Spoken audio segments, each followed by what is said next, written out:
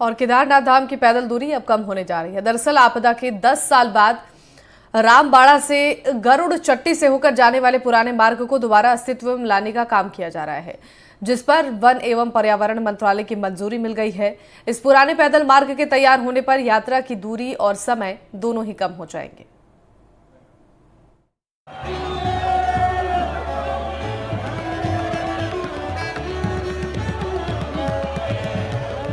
केदारनाथ का पुराना पैदल रास्ता जल्द ही फिर से खुल सकता है।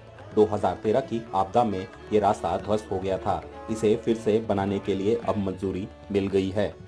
केदारनाथ धाम जाने के लिए जो पैदल रास्ता है उसमें रामबाड़ा से गरुड़ चट्टी वाला जो है पोर्शन वो खराब हो गया था। 2013 में जो आपदा आई थी उस तरफ का रोड खराब हो गया था, तो उसमें एक प्लान किया गया था और उसमें फॉरेस्ट की सहमति मिल गई है।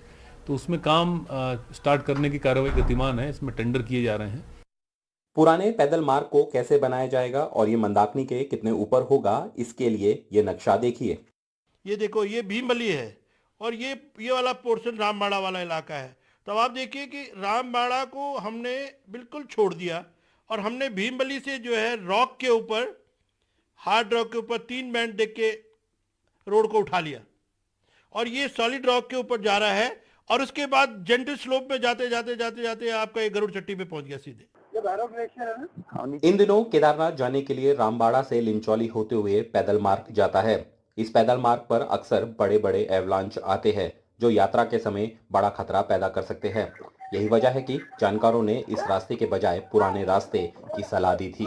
केदारनाथ से लेकर और ये जो हनुमान नाला था, हनुमानगढ़ी जिसको बोलते हैं नाला, वहां तक जो है 7 बड़े बड़े एवलांच शूट हैं और उसके अतिरिक्त जब हम नीचे भीमबली के लिए आते हैं तो 5 और बड़े बड़े एवलांच शूट हैं।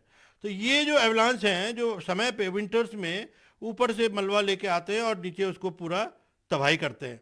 तो ये रूट में जब भी कोई यात्री होता है तो वो सुरक्षित नहीं होता। पुराने पैदल मार्ग में गरुड़ चट्टी आता है, जिसका जिक्र प्रधानमंत्री नरेंद्र मोदी भी कर चुके हैं। उनका गरुड़ चट्टी से आध्यात्मिक नाता रहा है। प्रधानमंत्री जी को हमारे सनातन धर्म का जो इतना ज्ञान मिला, प्राप्त हुआ है, वो उसी गरुड़ चट्टी में प्राप्त हुआ है। और आप ये मानते हैं कि जिस चीज़ को हम अपना गुरु मानते हैं, जिस उसके प्रति हमारी एक विशेष श्रद्धा होती है, और लिहाजा उन्होंने सोचा कि इस जगह को दोबारा से पुनर्जीवित किया जाए। अन्यथा वो तो बिल्कुल कट ऑफ हो गया था, तो अब उससे जो है वो रास्ता जुड़ेगा। श्रद्धालु भी सुरक्षित रहे और प्रकृति भी सुरक्षित रहे, इसके लिए ही पुराने पैदल मार्ग को तैयार किया जा रहा है। पुराने पैदल मार्ग को फिर से बनाने के बाद केदारनाथ धाम की दूरी 4 से 5 किलोमीटर कम हो जाएगी, जो श्रद्धालुओं के लिए एक बड़ी राहत की खबर है। एक तो 5 किलोमीटर लगभग कम होगा ताकि श्रद्धालुओं को जो बड़ी कठिन चढ़ाई चढ़ते हुए भगवान के दर्शन करने पहुंचते थे उससे थोड़ी राहत मिल पाएगी।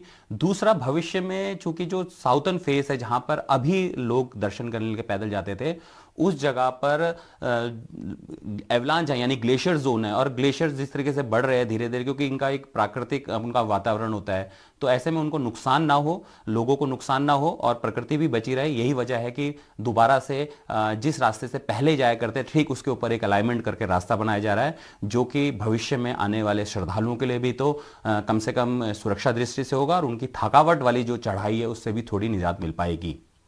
देहरादून से एनडीटीवी इंडिया के लिए किशोर रावत।